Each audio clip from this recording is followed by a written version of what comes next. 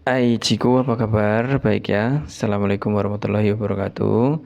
Alhamdulillah kamu masih dikasih kelancaran, kemudahan dari Yang Maha Kuasa. Dan juga kepada penonton, semoga selalu diberi sehat, kemudahan kelancaran atas segala urusannya. Kembali lagi bertemu dengan kami, saya Sanyu dan juga Ciku. Saya Sanyu berperan untuk menjelaskan, memaparkan, membongkar, membedah dan juga sekalian menasehati atau memberi masukan kepada Ciku dari salah satu sifat buruknya nanti yang akan jadi bahasan di setiap videonya termasuk pada hari ini agar menjadi sebuah alat koreksi diri agar menjadi pribadi yang lebih baik lagi. Seperti itu. Oke, Ciku, kita balik ke konteks, kita bangun suasana empat mata. Kamu bisa dengerin apa yang aku sampaikan nanti dengan baik, dengan seksama, hingga akhirnya bisa kamu dalami, bisa kamu perhatikan, bisa kamu jadikan PR untuk alat koreksi diri. Alhamdulillah di angka yang 27 ini, angka 27 sebenarnya bukan kehabisan sifat buruk, bukan kehabisan kebiasaan buruk nantinya ya. Tapi kita ambil beberapa yang mungkin bisa jadi itu adalah sebuah sifat buruk yang bisa mengancam di masa depan atau yang pernah kamu alami atau yang sedang kamu alami. Itu bagus sekali untuk kita cari lebih dulu agar bisa kita bahas dan masuk dalam daftar project 30 harimu ini. Oke, untuk angka 27, Ciku, kita akan bahas star syndrome.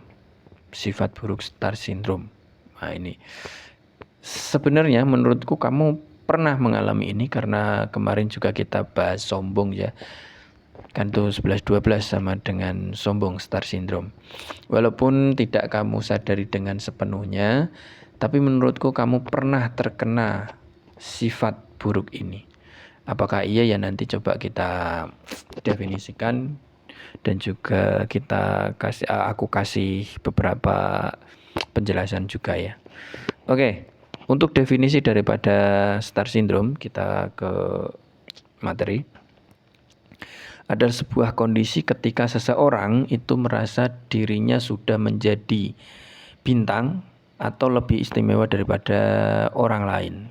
Ini biasanya terjadi ketika seseorang itu sudah mendapatkan sedikit pengakuan, sedikit pujian, sedikit prestasi, sedikit popularitas yang membuat dia itu memandang orang lain lebih rendah daripada dirinya, lalu juga sulit menerima kritik dan merasa bahwa aturannya itu lebih penting daripada aturan bersama. Nah, ini definisi daripada star syndrome. Seburuk itu. Jadi aku mohon kalau yang lalu oke, biar berlalu. Kita memang harus koreksi lagi ya. Tapi untuk kedepannya kayaknya ini nggak bisa, ya semua sifat buruk sebenarnya akan datang lagi. Tapi untuk yang ini, karena kamu memang dalam fase atau dalam proses untuk menjadi lebih baik, kalau dianalogikan, digambarkan kan kayak naikin anak tangga lebih tinggi sampai dengan target atau puncakmu nanti. Dalam setiap anak tangganya itu pasti kayak ada angin star syndrome yang akan berhembus. Semakin tinggi anak tangganya akan semakin kencang gitu ya mungkin secara bahasanya.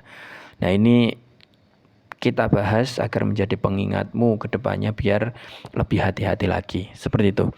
Dampak buruknya nggak tak kasih poin 1, 2, 3 gitu nggak ya. Tak jadiin satu alinea saja agar lebih nyambung, agar lebih berurutan gitu. Sebenarnya di definisi tadi udah ada ya, kayak sulit menerima kritik, merendahkan orang lain dan juga merasa bahwa aturannya lebih penting daripada aturan bersama. Itu juga dampak-dampak buruk daripada terkena star syndrome tadi. Tapi ada beberapa yang tak tambahin, kayak contohnya hubungan sosial itu bakal rusak, yaitu beberapa sifat buruk juga punya dampak buruk itu. Tapi ini iya kalau kasusnya kan, kalau star syndrome pada popularitas tadi ya. kamu merasa bahwa dirimu lebih baik daripada orang, lebih populer, menganggap orang itu lebih remeh gitu. Nah, ini menjadikan orang memandangmu kayak angkuh, memandangmu sosok yang memang tidak mau mendengarkan orang lain, mau menang sendiri. Nah, dari sana orang akan menjaga jarak darimu sampai akhirnya hubungan sosial itu menjadi renggang dan bisa jauh. Seperti itu. Lalu selanjutnya mungkin bisa kayak ya pengembangan diri juga bisa mandek, terhambat karena kamu pasang kayaknya di sifat buruk sombong dulu pernah tak kasih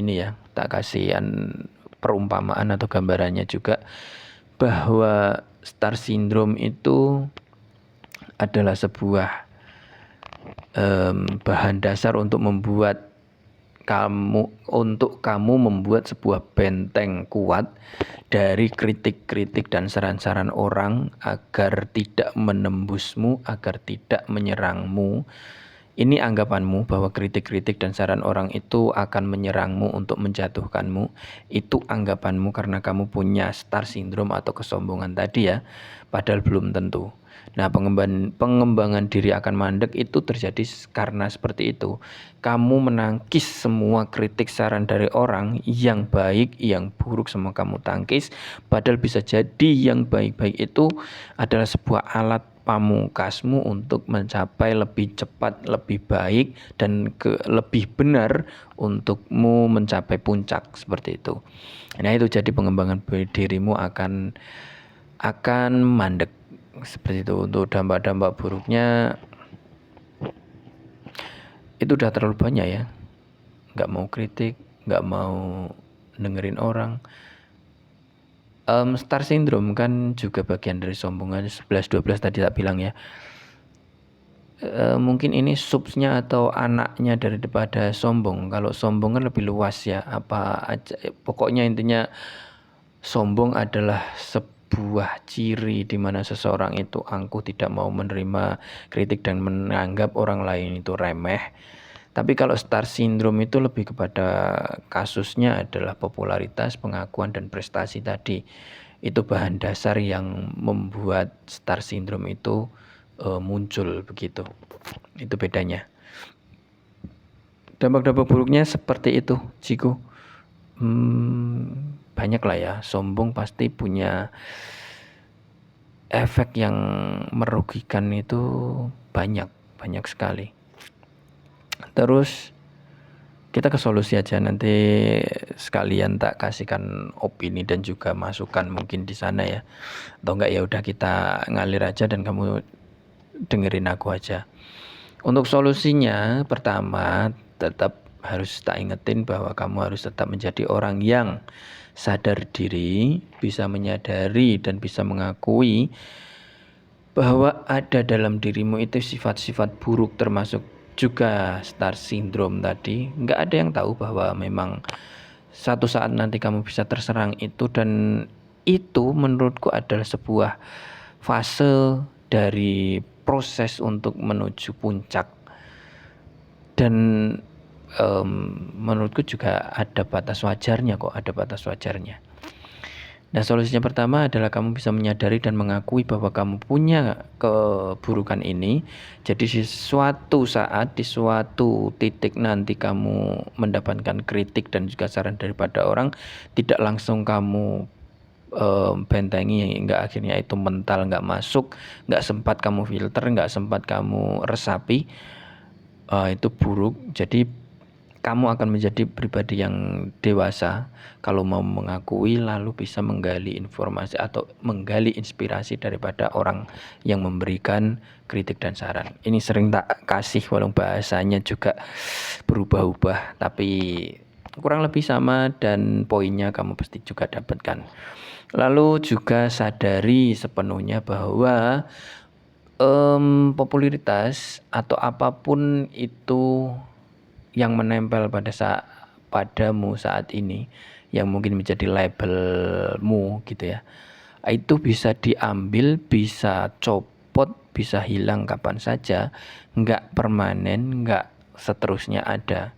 Mungkin contohnya kalau kamu itu pelajar dulu ya, kamu pernah dapat ranking 1, kamu belajar bagus, populer di antara teman-temanmu, prestasi dan diakui oleh guru juga, dibanggain sama orang tua gitu. Tapi setelah lulus daripada sekolah, itu tidak menjadi sebuah identitas lagi kan. Kamu udah bukan pelajar lagi. Ya berarti kamu bukan orang yang ranking 1 lagi kan. Mungkin kalau dulu ya udah dulu, tapi tetap aja itu akan copot daripada identitasmu. Nah sebenarnya seperti itu, banyak lagi contoh-contoh lain, kasus-kasusnya lain. Itu sadari bahwa semuanya itu bisa hilang kapan saja. Popularitas, pengakuan, prestasi, itu prestasi mungkin agak lama, tapi tetap aja prestasi kan pengakuan orang ya, pengakuan orang. Kalau setelah sekolah kamu nggak melakukan apa-apa dan nganggur, ya apa gunanya, ya kan? Tetap setelah itu kamu harus bikin sesuatu yang baru yang setidaknya membuatmu dikenal dengan apa yang kamu lakukan, sesuatu yang baru yang bisa kamu lakukan menjadi identitasmu. Itu orang yang akan menjadikan, itu yang akan dijadikan orang untuk mengenalimu. Oke, agak susah memang ya. Seperti itu solusinya. Selanjutnya latihan setiap hari untuk ya sadar diri tadi ya, bahwa akan selalu ada, setinggi apapun kamu nanti terkenal, setinggi apapun kamu nanti terbang, setinggi apapun kamu nanti menjadi seseorang yang baik, akan selalu ada orang yang lebih baik. Nah ini akan menghalangi atau akan membuatmu sadar bahwa kamu bukan satu-satunya orang yang terkenal, yang berprestasi, yang diakui. Harusnya tidak lagi terserang star syndrome seperti itu. Dan sadari juga bahwa star syndrome ini adalah sebuah penyakit yang ya bom waktu, di mana pada akhirnya akan meledakkanmu, membuatmu jatuh, membuatmu terpuruk kalau tidak lekas-lekas kamu sadari untuk segera memotong kabelnya agar waktunya itu berhenti. Jadi kalau tidak segera kamu sadari bahwa kamu itu sedang termakan, terjangkit, terserang penyakit star syndrome tadi, ya ini akan menjadi penyakit yang menempel padamu lama karena kamu pelihara, ya akhirnya tadi meledakkanmu, membuatmu jatuh dan juga hancur. Itu sadari seperti itu. Itu beberapa solusinya juga, dampak buruknya juga, definisinya juga, dan beberapa gambaran-gambaran tentang star syndrome. Harusnya sudah bisa buat pondasi untukmu. Dan sebenarnya kalau aku lihat dari kepribadian yang kamu ngaku stoik dan juga introvert, ini kan dua hal yang sama-sama menyendiri, sama-sama bersembunyi. Star syndrome adalah sesuatu yang agaknya sulit untuk bisa menyerangmu, walaupun kemungkinannya juga pasti ada. Mau bagaimanapun itu salah satu yang harus perlu tak ingatkan, salah satu yang harus perlu juga kamu wanti-wanti, bahwa setiap orang pasti akan bisa terserang itu. Ya tadi tak gambarin ya, setiap anak petangga dalam sebuah proses itu bisa saja ada angin star syndrome yang berhembus semakin tinggi semakin kencang tadi. Itu Jiko, semoga kamu bisa pahami dengan baik ya. Jadi gini, mungkin buat gambaran lagi, bintang itu tuh bersinar.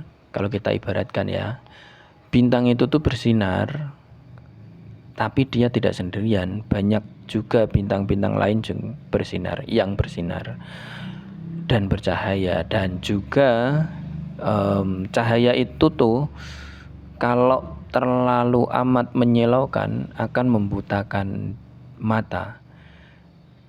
Selanjutnya, kalau kepopuleran prestasi dan juga pengakuan tadi adalah sebuah api, itu tuh dalam batas wajar bisa menghangatkan. Tapi kalau tidak kamu jaga dan terlampau terlalu over, yang ada juga membakar diri sendiri. Begitu ya. Jadi bisa buat gambaran kamu bahwa ya itu adalah akan selalu ada orang lebih baik kok setelah kamu, bukan kamu satu-satunya. Banyak orang yang juga sedang menaiki tangga proses mereka dengan segala kesulitannya, dengan kesulitan masing-masing orang. Jadi kamu bisa punya tolak ukur, punya kesadaran, punya pondasi untuk tidak terserang star syndrome terlalu parah. Terlalu parah berarti ya dalam batas wajar oke ya. Tapi jangan terlalu lama, cepat-cepat sadari. Orang itu tidak akan pernah mengingat kamu itu pernah terbang setinggi apa, pernah pergi sejauh apa, pernah terkenal terkenal apapun. Tapi yang mereka ingat adalah serendah hati apa waktu kamu itu ada di atas, ada di titik paling tinggi. Kira-kira seperti itu. Hidup sederhana itu impian setiap orang sebenarnya, termasuk kamu kan. Mimpi Shikamaru yang sangat kamu ingat dan sangat kamu jadikan sebuah pegangan itu juga ringan, tapi Shikamaru sendiri pun juga bilang bahwa itu merepotkan kan. Ya mimpi untuk hidup sederhana saja merepotkan, apalagi kalau kamu pasang sesuatu yang istimewa di atas sana, pasti lebih merepotkan lagi. Jadi nggak ada sesuatu yang mulus lancar, nggak ada sesuatu yang enak. Maksudnya jalan menuju pencapaian itu mulus dan baik-baik saja tuh sepertinya tidak ada. Pasti ada halangan, rintangan dan juga sakit-sakitnya. Jadi kamu harus siapkan itu. Sudah dewasa ini kamu harusnya